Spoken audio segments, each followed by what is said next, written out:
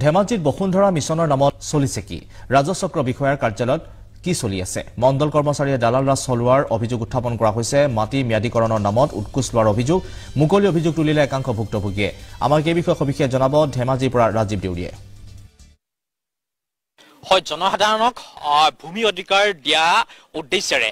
অসম চৰকাৰে পদক্ষেপ গ্ৰহণ কৰি আহিছে আজি 4টা বছৰ আগৰে পৰা বসুন্ধৰা নামেৰে বসুন্ধৰা 1 2 3 ইতিমধ্যে 3 কাম চলি আছে কিন্তু মই উপস্থিত আছো যি সময়ত অসম চৰকাৰে কৈছে যে এই বসুন্ধৰা কাম কৰোতে দালাল বন্ধ হৈছে আৰু ইয়াত দেখা গৈছে যে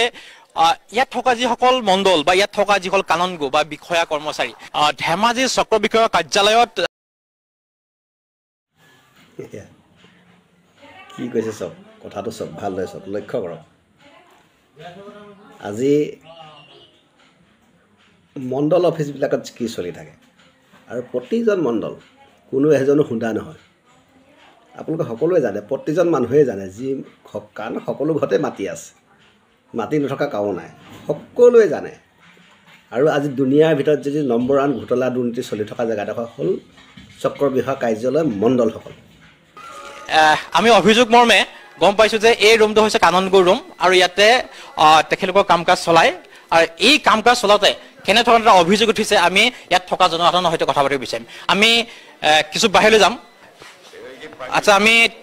যেহেতু ইয়াতে মণ্ডল বা যি হল কাননগো তেখেতে বিভিন্ন সময়ত ঘুষ লৈ আহিছে আৰু বিভিন্ন সময়ত হাৰাশাস্তি কৰিছে যি সময়ত অসম চৰকাৰ কৈছে যে কোনো লোকক হাৰাশাস্তি কৰিব নোৱাৰিব আৰু কোনো কামত তেখেতলোকে উৎখোজ গ্ৰহণ কৰিব নোৱাৰিব টকা খুজিব নোৱাৰিব পইচা খুজিব নোৱাৰিব সেই সময়ত কিন্তু ইয়াত থকা বিভিন্ন কাননগো মণ্ডলে কিন্তু পইচা খুজিছে এই কথা কিন্তু জলপত্ৰ হৈছে আপোনাৰ ওচৰলৈ আহিম আপুনি ইতিমধ্যে আপোনাৰ এটা অভিযোগ মই পাইছো অকণমান ইফালে আহক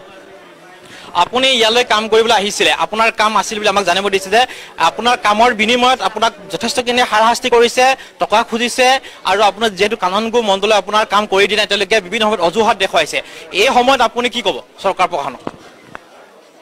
এই সংক্ৰান্তত মই বহুত দুখৰ বিষয় নামটো আৰু ঠিকনাত আগতে কৈ লওক মোৰ নামটো শ্ৰী ৰাজু বৰুৱা মই মোৰ ঘৰ গোহাঁইগাঁৱত আৰু মই এই চাৰ্কল অফিচত মই বহুতবাৰ আহিছোঁ আৰু 3 বছৰত মই ভুক্তভোগী হৈ আছোঁ দুখীয়া ৰাইজক মই কৈছোঁ মোৰ একচনৰ মানুহ বেলেগ মানুহৰ নাম কম্পিউটাৰত উঠাই দিলে আৰু এই ক্ষেত্ৰত মই বহুত দিন 3 বছৰ দিন মই লাগি আছোঁ আৰু টকা ইয়াত বহুত লালচি কৰে বিনা টকাত কাম কৰি নিদিয়ে সিহঁতে গম পাইছেনে আৰু সেইকাৰণে প্ৰতিটো মুহূৰ্ততে মই ইয়াত ভুক্তভোগী হৈ মই দুখৰ বিষয়ে মই কাম কৰি হাজিৰা কৰোঁ আৰু মই ইয়াৰ পৰা ঘৰলৈ যাবলগীয়া খোজে যেনে তেনে ঘৰলৈ যাওঁ আৰু হাজিৰা পইচাকেইটা সিহঁতক দিব লাগে এইখন কেনেকুৱা অফিচ তেতিয়াহ'লে কাক দিব কাক দিছে ফিল্ড ভিজিট কৰিব গ'লেও পইচা দিব লাগে আৰু প্ৰতিটো মানুহে পইচা ডিমাণ্ড কৰে এছে ৰিপিট দলে মোক 3000 টকা 4000 টকা ডিমাণ্ড কৰে হুছেইন দে আগৰ মণ্ডলে মোক 3000 4000 এটা একাউণ্টত পাৰ কৰিবলৈ কম্পিউটাৰ পাৰ কৰিবলৈ ডাক পাৰ কৰিবলৈ ডিমাণ্ড কৰিছে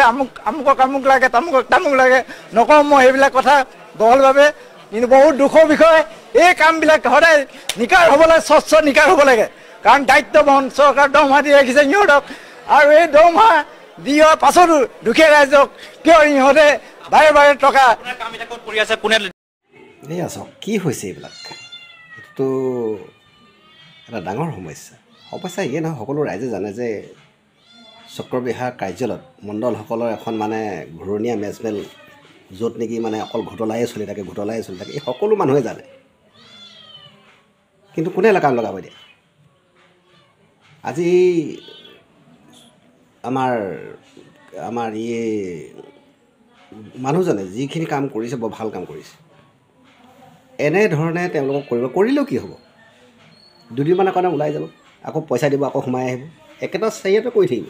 বহুত মণ্ডল আছে আপোনালোকে লক্ষ্য কৰক আজি ধৰা পৰিছে বেলেগ এটালৈ পষ্টিং দিছে বা সিমানেই কৰিছে